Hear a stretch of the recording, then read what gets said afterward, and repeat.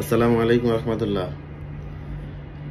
বিমান উপদেষ্টা সহ সকল উপদেষ্টাদের বলতেছি, আপনারা আল্লাহ রহমতে 1 বছর পার হইতেছে আপনাদের ক্ষমতা।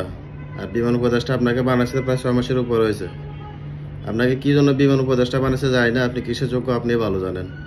আপনি বিমান উপদেষ্টা হয়ে আমাদের টিকিটের দাম কেন এখন 1 লাখের উপরে হয়? আজকে প্রায় 2 মাস ধরে আপনি কি করতেছেন? আর সিন্ডিকেট বলতেছেন, কত হাজার কোটি টাকা সিন্ডিকেট থেকে আপনারা খাইছেন যে আপনারা টিকিটের দাম কমাইতে পারেন না। আর শুধু কিছু রেকর্ডিং এজেন্সির কথা বলে যেতেছেন আপনারা। বিমানের এই টিকিটের দাম বৃদ্ধি হওয়ার জন্য কি বিমান কর্তৃপক্ষরা দায়ী নয়? তারা যদি না চায় তাহলে কিভাবে এটা সিন্ডিকেট হয়? আপনারা করতেছেনটা কি এখানে বসে বসে? আপনাদের কাজ কি? কাজ না হলে বাইরে যান, চলে যান। উপদেষ্টা থাকি কি করবেন আপনারা? যদি বিমানের টাকাই আপনারা বিমানের দামে যদি আপনারা যদি কমাইতে না পারেন।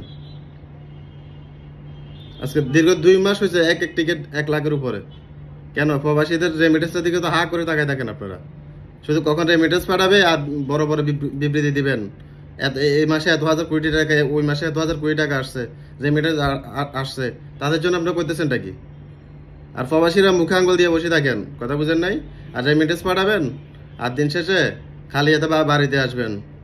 যা কামাবেন সব টিকিটের পিছনে ফালা দিয়েন, কথা বুঝছেন? আপনারা বসে থাকেন আঙ্গুল দিয়ে, কিছু বলার দরকার নেই এদেরকে। এরা আপনাদের টিকিটের দাম কমাতে পারবে না, এরা আপনাদেরকে লুটে বুটি খাবে, আর আপনাদের দিন শেষে রেমিটেন্সের আশায় বসে থাকবে, আপনাদের টাকার দেশ চালাবে।